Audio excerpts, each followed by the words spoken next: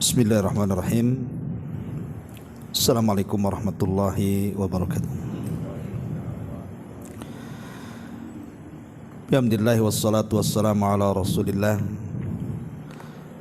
wa ala alihi wa sahbihi wa mawalah wa la hawla wa la quwata illa billahi wa ba'du.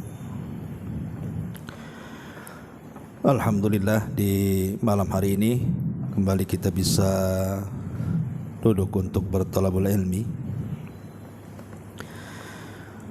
dan kita melanjutkan kajian kita masih membahas fikih Asmaul Husna, dan kita masuk pada nama Allah Subhanahu wa taala Al-Fattah, Sang Maha Pembuka. Ma'asyiral muslimin wal muslimat rahimani wa rahimakumullah. Nama Allah Subhanahu wa taala Al-Fattah adalah di antara nama Allah yang indah. Dan ketika para ulama mengartikan apa makna di balik Al-Fattah itu, maka ada 3 makna yang disebutkan oleh para ulama. Makna al-awwal, makna yang pertama, Al-Fattah itu artinya Al-Hakimul ladzi yaqdi baina ibadihi bil haqq.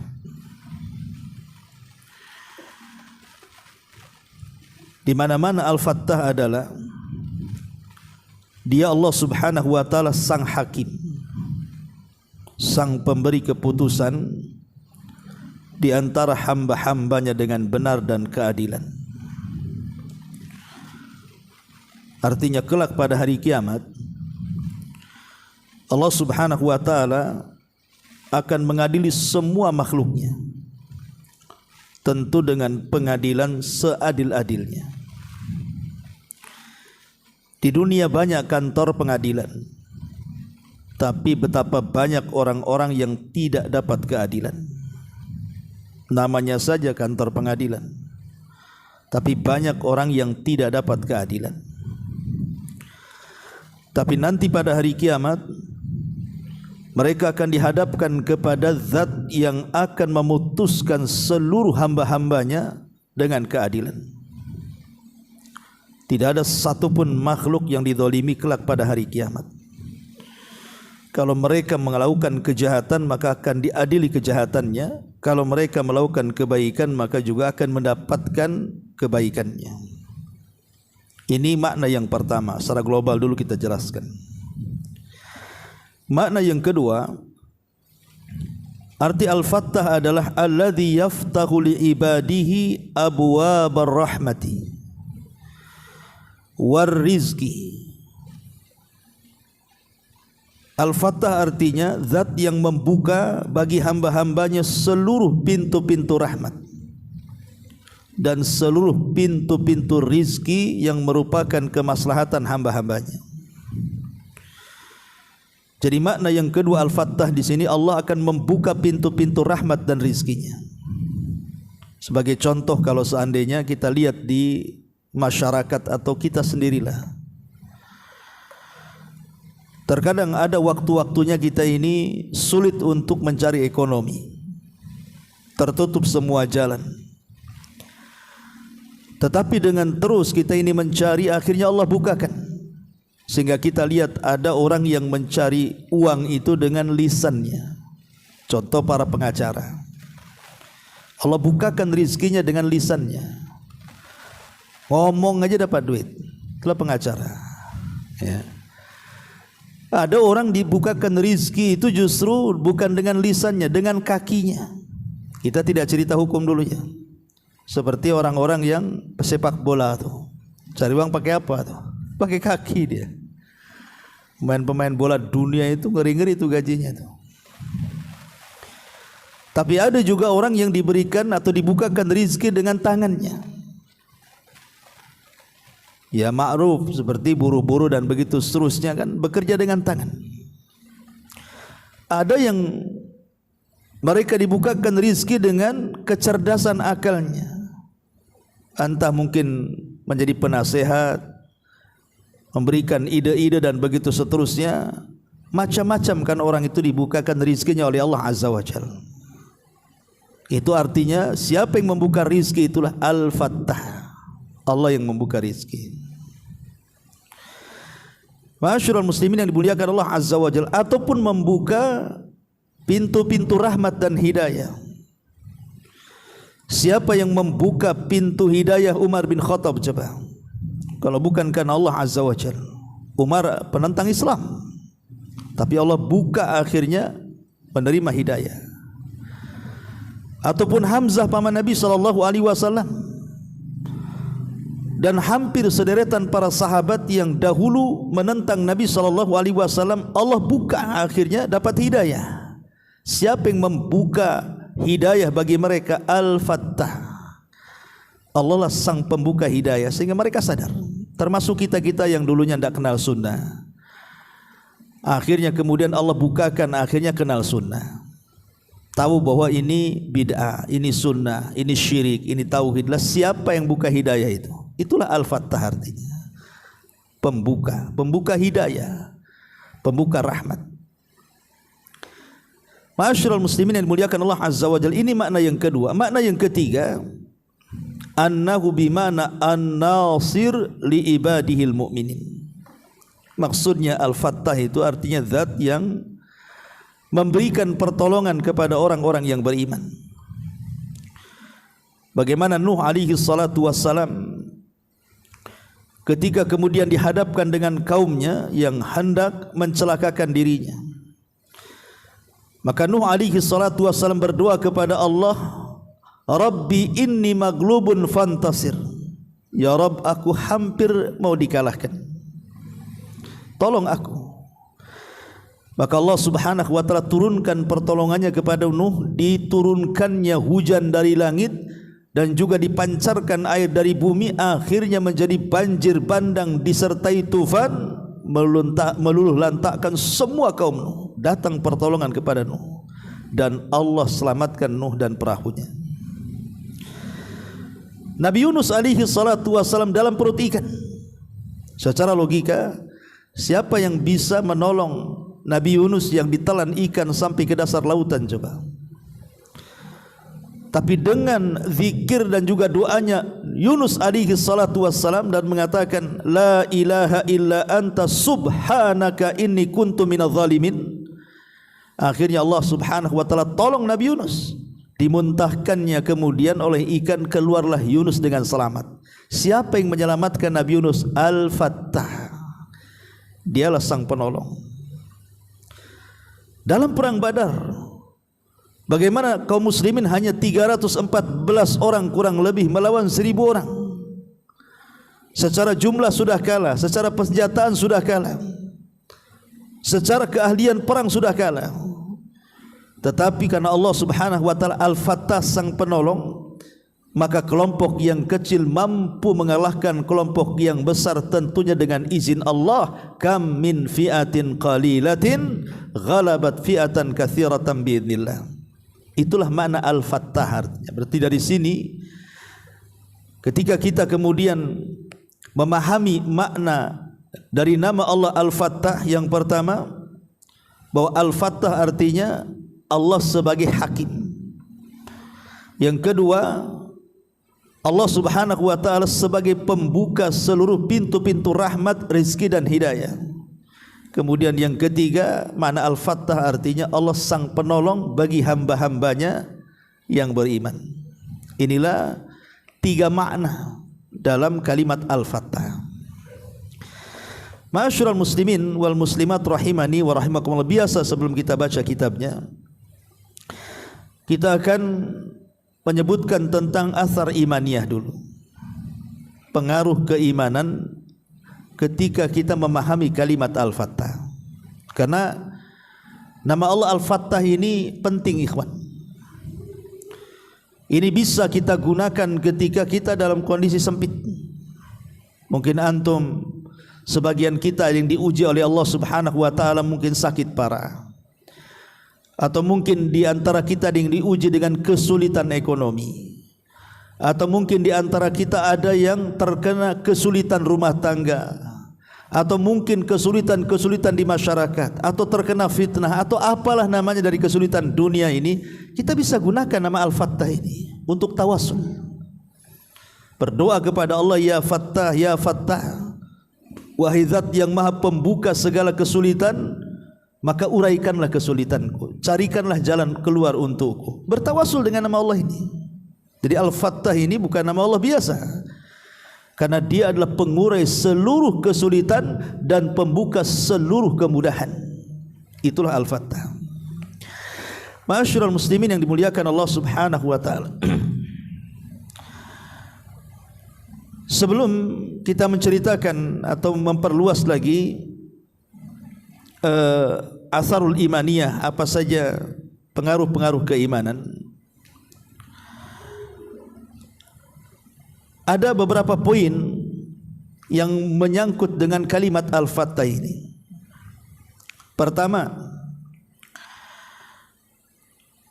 di mana Allah Subhanahu wa taala akan membuka pintu-pintu langit dan menurunkan berkah-berkah dan rahmat serta mengijabah setiap doa. Jadi faedah dari kalimat Al-Fattah adalah Allah Subhanahu wa taala membuka abwabas sama, pintu-pintu langit, linuzulil barakati wa rahmati wa ijabati da'awat, di mana Allah membuka pintu-pintu langit untuk menurunkan berkahnya, menurunkan rahmatnya, dan mengijabah setiap doa-doa hambanya. Dan Allah Subhanahu wa taala katakan dalam surah Al-A'raf ayat 96, walau anna ahlal qura amanu wattaqau la fatahna alaihim barakatim minas sama'i wal ardh. Kalaulah penduduk negeri itu mau beriman dan bertakwa, kami buka kepada mereka berkah-berkah dari langit dan bumi. Ini faedah dari kalimat Al-Fattah, membuka pintu-pintu barakah, membuka pintu-pintu ijabah doa, dan juga rahmat-rahmat Allah turun ke permukaan bumi. Kemudian yang kedua, Allah Subhanahu wa taala juga membuka abwabal a'mal as-salihah liman yasha' min ibadihi, membuka amal-amal saleh bagi sesiapa dari hamba-hambanya yang dikehendaki. Yang dulunya tidak salat jadi salat, yang dulunya hanya mencukupkan solat wajib akhirnya mulai solat sunnah, yang dulunya bakhil mulai jadi ahli sedekah, yang dulunya malas untuk melakukan ibadah senanglah ibadah. Dibukanya pintu-pintu amal soleh itu. Makanya kita lihat bagaimana para ulama seperti Syekhul Islam Ibn Taimiyah rahimahullahu taala, apabila dia sedang istiqra' mempelajari sebuah ilmu, kemudian kepalanya mumet karena tidak tahu jalan keluarnya untuk memahami sebuah perkara, maka beliau langsung berwudu, kemudian salat 2 rakaat, kemudian berdoa, kemudian istighfar, dan begitu seterusnya. Akhirnya Allah bukakan, teruraikanlah masalah itu. Itu yang dilakukan Syekhul Islam Ibn Taimiyah rahimahullahu taala. Jadi ilmu yang tadinya mentok di situ, akhirnya terbuka, oh begini rupanya. Inilah yang dikehendaki para ulama. Jadi mereka seperti itu, ada wasilah untuk membuka ilmu. Kemudian yang ketiga juga yang berkaitan dengan Al-Fattah adalah ma yaftahullahu 'alal 'abdil mu'min qabla mautihi bi amalin salih. Terkadang Allah membuka bagi hamba seorang mukmin sebelum kematiannya dengan amal saleh. Karena bagaimanapun dalam sebuah hadis, idza aradallahu bi abdi khairan ista'malahu. Faqila kaifa yasta'miluhu ya Rasulullah? Qala yuwaffiquhu li amalin salihin qabla al-mauti thumma yaqbiduhu alaihi. Ya.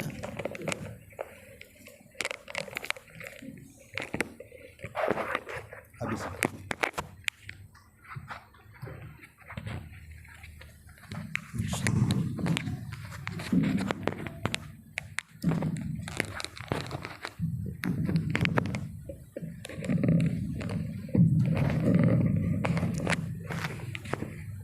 Afwan, habis baterainya. Baik, kita ulangi. Jadi yang nomor 4 adalah,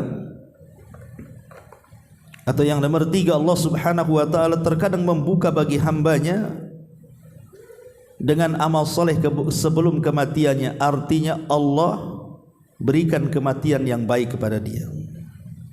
Kata Nabi SAW, apabila Allah menghendaki seorang hamba kebaikan, maka Allah akan mempekerjakannya.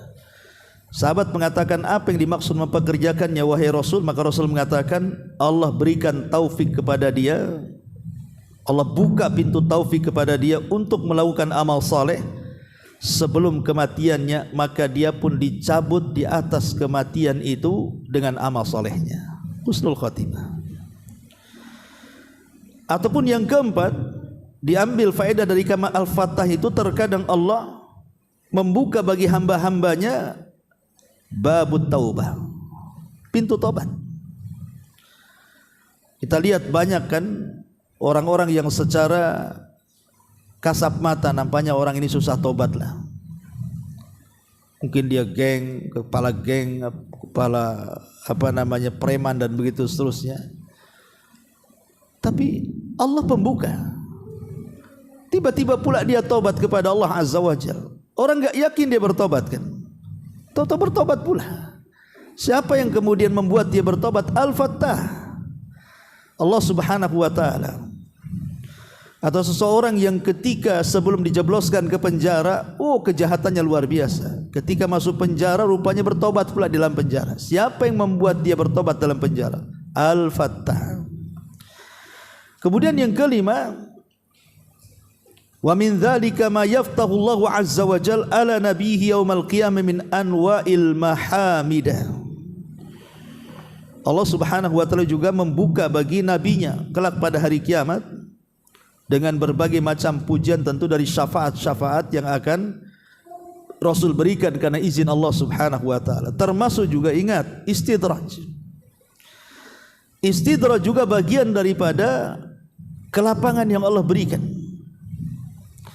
Di mana ada orang yang tidak salat, tidak puasa, tidak zakat, tidak haji, tidak umrah, tidak baca Quran, tidak berzikir, pokoknya jauh daripada ibadah. Tapi Allah berikan kekayaan. Allah bentangkan kekayaan. Ingat, itu istidraj saja itu. Sengaja Allah berikan banyak sampai pada waktunya Allah pun akan mengadab mereka. Ma'asyiral muslimin yang dimuliakan Allah Subhanahu wa taala, intinya bahwa Al-Fattah adalah zat yang membuka segalanya. Karena secara bahasa Al-Fattah itu artinya pembuka, berarti lawan penutup. Ya. Antum kalau masuk rumah, kemudian pintu dikunci, tak punya kunci pula, maka selamanya kita tidak mungkin masuk ke dalam rumah. Atau mungkin kita melamar sebuah pekerjaan, syarat-syaratnya antum sudah penuhi, inilah itulah macam-macam syarat-syaratnya, tapi ditolak. Kita tidak bisa bekerja di situ. Ya selamanya kita tidak akan masuk dalam pekerjaan, tertutup kan. Sehingga kita tidak mendapatkan yang kecil atau yang besar di situ. Lah, tentu kita butuh pembuka tuh, dan pembuka itu adalah kuncinya. Dan kunci di sinilah Allah Subhanahu wa taala. Makanya Allah disebut Al-Fattah, dialah Sang Maha Pembuka. Taib, di antara athar imaniyahnya kita masuk yang pertama, mahabbatuhu subhanahu wa ta'alluqu bihi wahdah. Ketika kita tahu bahwa Allah Subhanahu wa taala zat yang membuka rizki kita, yang tadinya miskin jadi kaya, yang tadinya bodoh jadi cerdas, yang tadinya tidak punya ilmu jadi punya ilmu, yang tadinya tidak punya titel jadi punya titel, yang tadinya tidak dihargai jadi dihargai, dan begitu seterusnya. Dan itu semua adalah pekerjaan Allah Subhanahu wa taala, maka sudah selayaknya kita cinta dengan Allah. Ini yang pertama, tumbuh perasaan cinta dan juga hubung kait kita dengan Allah Azza wa Jalla. Yang kedua, al-isti'dad li yaumil mi'ad, persiapan untuk hari kelak setelah kematian kita. Karena di antara makna Al-Fattah adalah Al-Hakim, dia yang akan memberikan keputusan. Kalau di dunia kita menanam keburukan, maka di akhirat putusannya pun buruk. Kalau di dunia kita menanam kebaikan, maka putusannya pun akan baik. Maka dengan memahami mana Al-Fattah, athar imaniyahnya, maka kita akan persiapan di dunia. Jangan sampai kita diadili di hadapan Allah, pengadilan ini kemudian menjadikan kita binasa dan celaka. Ini yang kedua. Yang ketiga, as-siqatu fi nasrillahi wa fathihi li ibadihil mu'minin. Ada keyakinan bahwa Allah pasti menolong kita. Karena di antara mana Al-Fattah la an-nasir, penolong. Kita yakin bahwa Allah akan menolong hamba-hambanya yang beriman. Karena dia adalah khairul hafidhah. Dia adalah sebaik-baik zat yang menjaga hamba-hambanya. Maka kita harus yakin bahwa kalau kita menolong agama Allah, pasti Allah akan menolong kita. In tansurullaha yansurkum. Kalau kalian menolong agama Allah, Allah pasti menolong kita. Artinya kalau kita ini terus memperjuangkan agama Allah, menyebarkan sunnah, menyebarkan Islam yang benar ke tengah-tengah masyarakat, pasti Allah akan menolong kita dalam setiap fitnah-fitnah yang akan dihadapinya. Kemudian juga di antara asar imaniyahnya adalah bahwa kita harus takut dengan al-khawfu min fathil istidraj. Kita harus takut kalau seandainya di atas kemaksiatan kita, kok kita dimudahkan hidupnya. Harusnya kita takut tuh. Saya kok enggak pernah ibadah tapi kok dimudahkan nih rizkinya, dimudahkan urusannya, tidak ada kesulitan. Ini harus takut nih. Jangan-jangan istidraj masalahnya. Allah sengaja ngasih pada waktunya Allah azab kita pula. Nah, ini juga bagian daripada athar imaniyahnya. Termasuk juga athar imaniyah yang dijelaskan oleh para ulama adalah tahqiqut tauhid. Adanya perwujudan tauhid kita kepada Allah Subhanahu wa taala, bahwa tidak ada yang memberikan rizki, tidak ada yang memberikan hidayah, tidak ada yang memberikan rahmat kecuali Allah Subhanahu wa taala. Maka mantaplah tauhid kita dengan memahami kalimat Al-Fattah di sini. Kemudian juga dengan kalimat Fattah ini membuka abwaab taat, pintu-pintu ketaatan kita kepada Allah. Wa faqqahum li adabil khair, dan memberikan taufik kepada pintu-pintu kebaikan.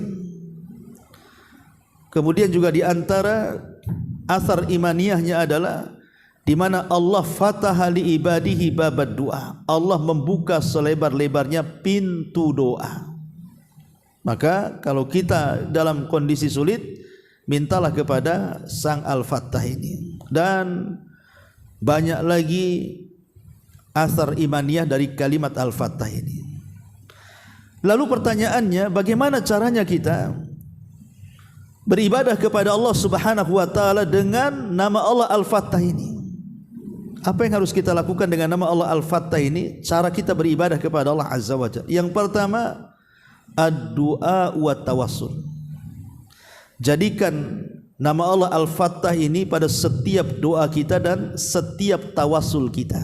Yang tadi saya katakan, kalau kita ada kesulitan, maka perbanyak menyebut Al-Fattah. Ya Fattah, ya Fattah, ya Fattah. Iftahli, bukakan kesulitanku. Bertawassul. Karena di antara tawassul syar'i itu 3. Pertama, bertawassul dengan nama dan sifat-sifat Allah. Yang kedua, bertawassul dengan amal soleh yang kita lakukan. Dan yang ketiga, bertawassul dengan hamba-hamba Allah yang soleh, yang masih hidup. Minta doa mereka. Lah, tawassul yang paling manjur adalah ketika kita memperbanyak doa dan juga menyebut nama-nama Allah. Salah satunya Al-Fattah ini. Karena Al-Fattah ini mencakup semua lini kehidupan kita. Coba masukkan pada kalimat Al-Fattah. Kalau orang itu pengen sembuh, maka sebut-sebut kalimat Al-Fattah. Kalau dia sakitnya, kalau orang susah pengen dimudahkan rizkinya, sebut nama Al-Fattah. Kalau kita ada masalah, pengen diurai masalahnya, sebut nama Al-Fattah. Dan begitu seterusnya. Maka gunakan tawassul kepada Allah Subhanahu wa taala dengan kalimat Al-Fattah ini. Ini yang pertama. Yang kedua, ihdar an taftaha ala nafsika baban min abwabis syarr. Hati-hati. Jangan sampai kemudian kita yang membuka pintu-pintu keburukan. Jangan sampai kita membuka pintu-pintu keburukan. Karena Allah sudah menutup pintu keburukan dan membuka pintu hidayah. Jangan pula kita yang membukanya. Ini yang kedua. Yang ketiga, kun miftahan lil khairi. Jadilah sebagai pembuka kebaikan, kemudian juga penutup keburukan. Karena ada hadis Nabi SAW, tuba li abdi ja'alallahu miftahan lil khairi mighlaqan lisyarri. Beruntunglah bagi seorang hamba ketika di dunia dia menjadi pembuka setiap kebaikan dan penutup segala keburukan. Beruntung bagi dia. Maka jadilah pembuka kebaikan dan jangan menjadi pembuka keburukan. Artinya, jadilah orang-orang yang mengajak manusia kepada kebaikan. Man dalla ala khairin kafaili. Siapa yang mengajak manusia kepada kebaikan, maka pahalanya sama dengan yang mengikutinya. Kemudian yang keempat, ij'al li nafsika hadzan min hadhil a'mal. Jadikanlah dalam hidup kita ini beberapa amal yang bisa membuka dan mengetuk pintu-pintu langit sehingga melesat sampai kepada Allah Subhanahu wa taala. Seperti contohnya adalah bersegera untuk atau menjaga salat 5 waktu. Karena Rasul mengatakan, idza thuwiba bis shalah futihat abwabus sama wastujibat du'a. Apabila dikumandangkan qomat, maka pintu-pintu langit akan terbuka dan pintu-pintu doa akan terbuka lebar. Makanya ketika salat itulah waktu kita berdoa kepada Allah, terutama di waktu sujud. Karena di situ pintu-pintu langit Allah buka. Kemudian juga di antaranya adalah disebutkan dalam Sahih Muslim dari Ibnu Umar radhiyallahu an, ketika Rasul sallallahu alaihi wasallam sedang duduk, tiba-tiba ada seorang sahabat salat kemudian membaca doa iftitah. Apa iftitahnya yang dibaca? Dia mengatakan Allahu akbar kabira walhamdulillahi katsira wa subhanallahi bukrata wa asila.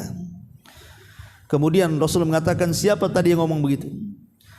Maka kemudian seorang laki-laki mengatakan, saya wahai Rasul. Maka Rasul mengatakan, ajibtu laha futihat laha abwabus sama. Aku heran dengan kamu, dengan membaca doa itu Allah bukakan pintu-pintu langit untukmu. Jadi dalam solat itu banyak perkara-perkara yang menjadikan pintu langit, salah satunya doa iftitah. Dan solat sendiri adalah membuka pintu langit dan juga pintu doa. Termasuk juga orang yang mentauhidkan Allah dan mengatakan la ilaha illallah. Barang siapa yang mengucapkan kalimat la ilaha illallah, maka futihat lahu abwabus sama, maka pintu-pintu langit akan terbuka. Dan sudah saya jelaskan tentang beberapa amalan yang bisa membuka pintu-pintu langit. Ya. Tapi kita akan baca sedikit di sini. Kalimat Al-Fattah itu disebut dalam beberapa ayat dalam Al-Quran. Salah satunya surah As-Saba ayat 26 di sini. Allah Subhanahu wa taala berfirman, "Qul yajma'u bainana rabbuna, thumma yaftahu bainana bil haqq wa huwal fattahul alim." Katakanlah, Tuhan kita akan mengumpulkan kita semua, kemudian Dia memberikan keputusan di antara kita dengan benar, dan Dia zat yang maha pemberi keputusan, Al-Fattah, dan maha mengetahui Al-Alim. Berarti ayat ini, surah As-Saba ini ayat 26, bahwa di antara makna Al-Fattah apa? Al-Hakim, Al-Qadhi. Dialah yang memberikan keputusan pada hari kiamat seadil-adilnya. Tidak ada yang luput bagi Allah Subhanahu wa taala. Dan Allah tidak berhajat kepada saksi, karena Allah tahu perbuatan kita semuanya. Kalaupun Allah mendatangkan saksi-saksi itu hanya formalitas saja, karena tanpa saksi pun Allah sudah tahu perbuatan kita. Dan Allah Subhanahu wa taala tidak mungkin menzalimi seorang hamba pun walaupun sebiji dzarah. Dan Allah zat yang maha adil dan sangat adil dan akan memutuskan dengan seadil-adilnya. Dialah Al-Fattah yang disebutkan dalam surah As-Saba ayat 26. Kemudian Allah mengatakan, wasi'a rabbuna kulla syai'in ilma. 'ala Allahi tawakkalna Rabbana iftah bainana wa baina qaumina bil haqq wa anta khairul fatihin. Pengetahuan Rabb kami meliputi segala sesuatu. Kepada Allah sajalah kami bertawakal. Ya Rabb kami, berilah keputusan antara kami dan kaum kami dengan hak atau dengan adil, dan engkaulah pemberi keputusan yang sebaik-baiknya. Wa anta khairul fatihin. Ini ucapan Nabi Nuh. Jadi surah Al-A'raf ayat 89 ini kan hikayat daripada ucapan Nabi Nuh. Ketika kaumnya mulai kemudian hendak membunuh Nabi Nuh alaihi salatu wassalam, maka Nuh menyerahkan keputusannya kepada Allah dan mengatakan wasi'a rabbuna kulla syai'in ilma 'ala Allahi tawakkalna rabbana iftah bainana, kata Nuh. Rabbana iftah bainana wa baina qaumina. Ya Rabb, aku serahkan keputusanku dengan kaumku, terserah engkau. Maka Nuh alaihi salatu wassalam ketika itu meminta untuk diazab kaumnya. Dan ketika kemudian Allah memutuskan perkaranya, maka Allah kirimkan azab banjir bandang yang melantakkan semua kaum Nuh. Berarti dalam ayat ini kalimat al-fat artinya memberikan keputusan ataupun memberikan hukuman. Makanya kata beliau di sini, makna nama ini Al-Fatt. Al-Fattah di sini adalah zat yang menghukumi di antara hamba-hambanya dengan apa yang dia kehendaki. Kemudian memutuskan di antara mereka dengan apa yang dia inginkan. Allah memberikan kenikmatan kepada siapa saja yang dikehendaki dari mereka dengan apa yang dikehendaki. Tidak ada yang dapat menolak hukumannya, tidak ada yang dapat melindungi keputusannya dan juga perintahnya. Perhatikan Allah mengatakan, ma yaftahillahu linnasi mir rahmatin fala mumsikalaha wa ma yumsik fala mursila lahu min ba'dihi wa huwal azizul hakim. Di sini ada kalimat ma yaftah. Yaftah itu dari kalimat fattah tadi. Jadi apa saja yang Allah anugerahkan kepada manusia, maksudnya apa saja yang Allah buka bagi manusia, entah daripada rizki, entah daripada ilmu, entah daripada hidayah, apalah sebutkan, maka tidak ada yang mampu kemudian menahannya. Kalau Allah sudah mentakdirkan si fulan kaya, tidak ada yang bisa membuat dia miskin. Kalau Allah subhanahu wa ta'ala sudah mentakdirkan dia dapat hidayah, tidak ada yang mampu untuk menyesatkannya. Kalau Allah subhanahu wa ta'ala sudah takdirkan dia sehat, tidak ada orang yang mampu membuat dia sakit. Dan begitu seterusnya. Fala mumsikalah, karena dia pembuka. Tetapi wa may yumsik fala mursilalahu min ba'dihi wa huwal azizul hakim. Tapi apa saja yang ditahan Allah, maka tidak ada seorang pun yang sanggup melepaskannya sesudah itu. Kalau Allah sudah buat sakit, satu dunia mengobatinya tidak akan sembuh. Kalau Allah sudah buat sesat, satu dunia memberikan hidayah, tidak mungkin dapat hidayah. Kalau Allah sudah membuat dia bermasalah, satu dunia menguraikan masalah tidak akan bisa. Itulah karena Allah lah satu-satunya zat Al-Fattah. Kemudian Imam Ibnul Qayyim rahimahullah ta'ala berkata dalam qasidah nuniyahnya, dalam menjelaskan makna ini, demikian juga Al-Fattah termasuk nama-nama Allah. Al-Fattah sang pembuka yang merupakan bagian dari sifat-sifatnya terbagi menjadi dua. Pertama, dia membuka hukum yang merupakan syariat sesembahan kita. Dialah yang menghukum dan memberikan putusan. Yang kedua, dia membuka takdir yang merupakan bentuk Al-Fattah yang kedua. Allah yang mentakdirkan semua hamba-hambanya, si fulan kaya, si fulan miskin, si fulan sembuh, si fulan sehat, si fulan sakit, si fulan dapat hidayah, si fulan jahil, si fulan cerdas, dan begitu. Itu berkenaan dengan takdir. Allah yang membuka semuanya. Ar-Rabb adalah Al-Fattah dengan kedua bagian tersebut penuh dengan keadilan dan kebaikan dari Ar-Rahman. La Asy-Syaikh Abdurrahman As-Sa'di rahimahullahu ta'ala dalam menjelaskan ucapan Ibnul Qayyim di atas mengatakan, Al-Fattah adalah yang membuat hukum, yang membuat kebaikan, dan yang dermawan. Dan sifat membuka bagi Allah ada dua bagian. Yang pertama, dia membuka hukum agamanya, yaitu syariatnya. yang melalui lisan-lisan para rasulnya yang berkaitan dengan semua apa yang dibutuhkan oleh orang-orang yang telah dibebankan kewajiban kepadanya, dan mereka berjalan di atas jalan yang lurus. Adapun sifat pembuka dalam pembalasannya, maka ini berlaku antara para nabi dan para penentangnya, antara wali-walinya, antara para musuh-musuhnya. Dia memuliakan para nabi dan pengikutnya, menyelamatkan mereka serta menghinakan para musuh-musuh mereka dan menyiksa mereka. Demikian pula pada hari kiamat, sifat membukanya dan hukumannya di antara hamba-hambanya. Setiap manusia diberi balasan sesuai dengan apa yang dilakukannya. Adapun sifat membukanya yang berkaitan dengan takdir, yaitu apa yang dia takdirkan kepada hamba-hambanya dari kebaikan dan kejelekan, kemaslahatan dan kemudaratan, pemberian dan pencegahan, itu tertera dalam surah Al-Fatir ayat 2 yang tadi dibaca. Jadi dari uraian di sini Abdurrahman As-Sa'di di sini, ya, ketika beliau menjelaskan kalimat Al-Fattah dari ucapan Al-Imam Ibnul Qayyim rahimahullahu taala, sebagaimana yang sudah saya uraikan tadi, kesimpulannya bahwa makna Al-Fattah itu ada tiga. Ya. Ada diartikan Al-Hakim, pemutus, baik pemutus di dunia atau di akhirat. Kalau pemutus di dunia artinya pemutus antara para nabi dengan para penentangnya. Seperti mamanya tadi saya ceritakan, kaum Nuh ditentang oleh kaumnya, Allah berikan keputusan, diazablah kaumnya itu. Itu mana Al-Fattah. Siapa yang mengadab kaumnya? Allah Al-Fattah. Ya. Atau makna yang kedua, di mana Allah Subhanahu wa taala maksudnya Al-Fattah itu dia membuka takdir-takdir manusia. Dengan cara apa? Membuka rizki-rizkinya, membuka rahmat-rahmatnya, membuka hidayah-hidayahnya. Akhirnya yang tidak dapat hidayah, artinya tadinya sesat jadi dapat hidayah, dan begitu seterusnya. Karena kita lihatnya seperti contoh saja Al-Imam Bukhari rahimahullahu taala ataupun Imam Syafi'i dan ulama-ulama yang lainnya, itu kalau tertutup sebuah permasalahan, maka mereka pun berdoa kepada Allah. Ada yang melaksanakan sholat 2 rakaat, di antara mereka ada yang berdoa, dan begitu seterusnya.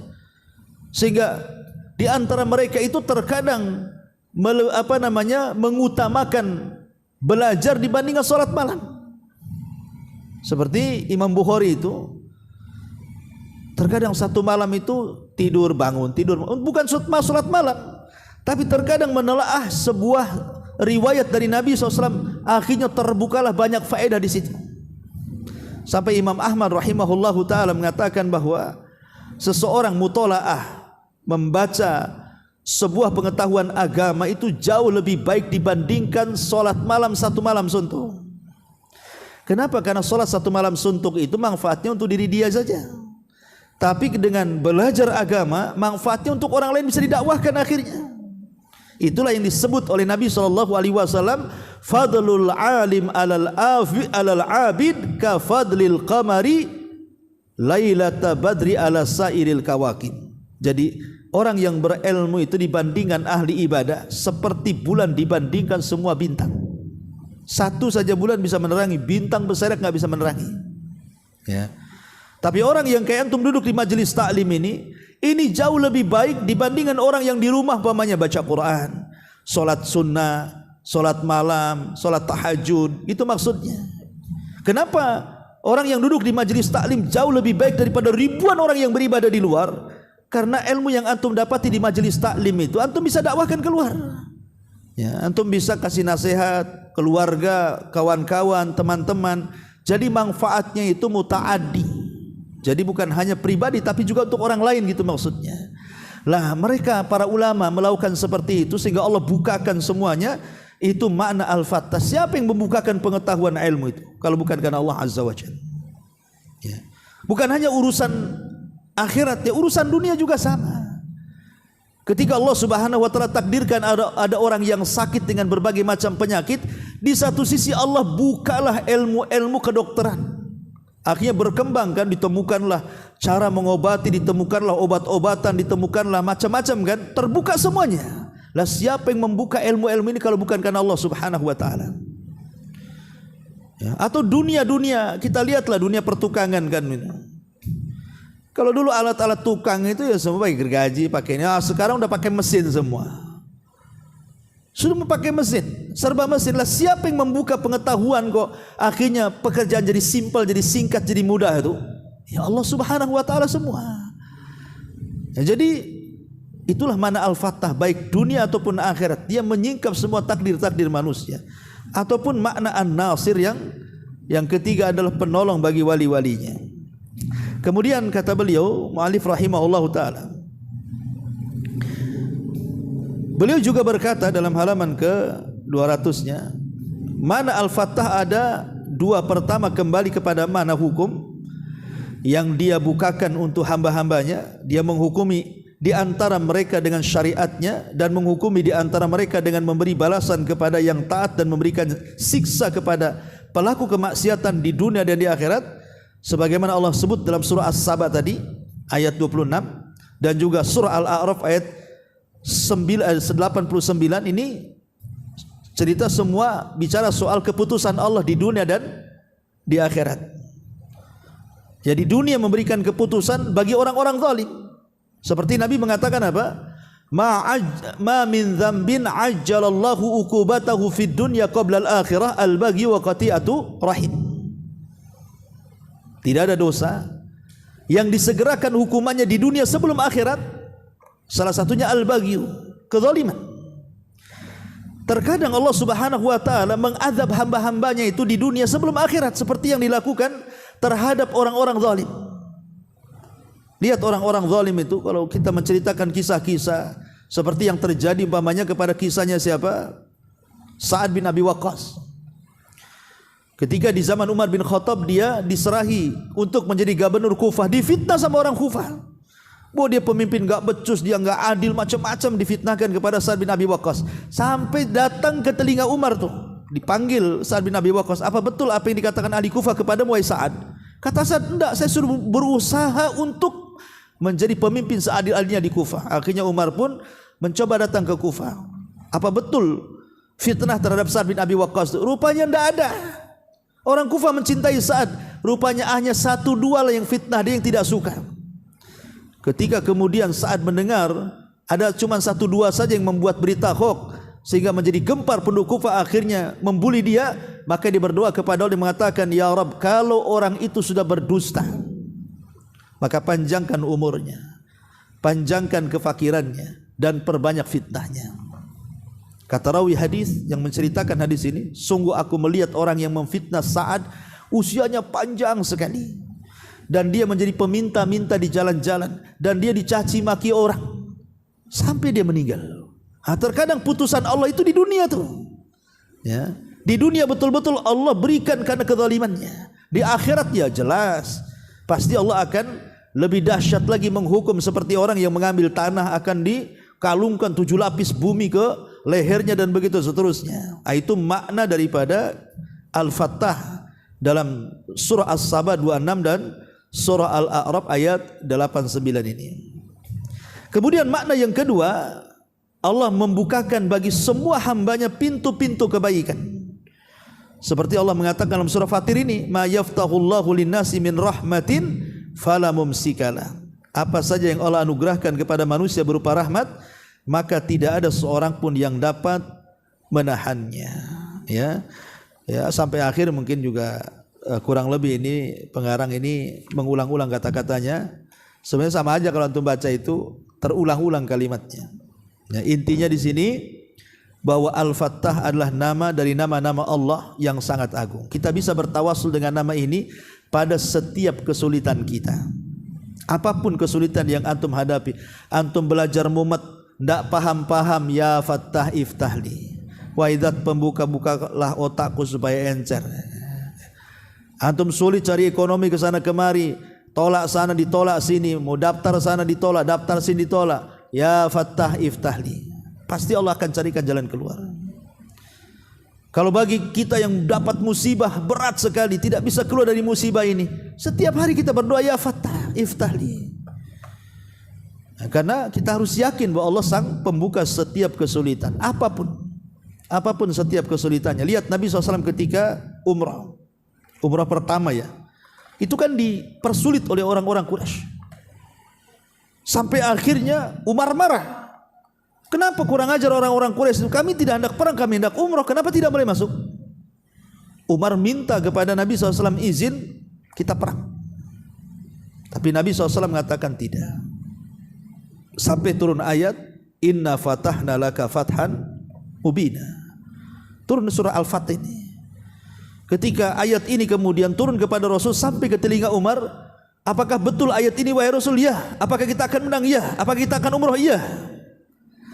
Kita akan umrah, tapi tahun depan. Tahun depannya betul umrah. Umrah qadha. Ya, artinya siapa yang kemudian membuka semua jalan? Allah yang membuka jalan. Jadi tidak ada jalan yang tertutup bagi Allah Subhanahu wa taala. Maka kalau ada jalan buntu bagi kita, kita punya Al-Fattah. Minta kepada Allah untuk membuka jalan-jalan kita. Wallahu a'lam bishawab. Ini diantara makna kalimat Al-Fattah di sini. Taib, di sini ada pertanyaan. Bismillah, assalamualaikum Ustaz. Afwan Ustaz, keluar materi. Orang tua meninggal dunia, sebelum meninggal membuat surat hibah kepada anak-anaknya berupa hibah rumah. Pertanyaan saya, apakah rumah itu dibagi sesuai dengan syariat atau hanya untuk anak-anaknya saja?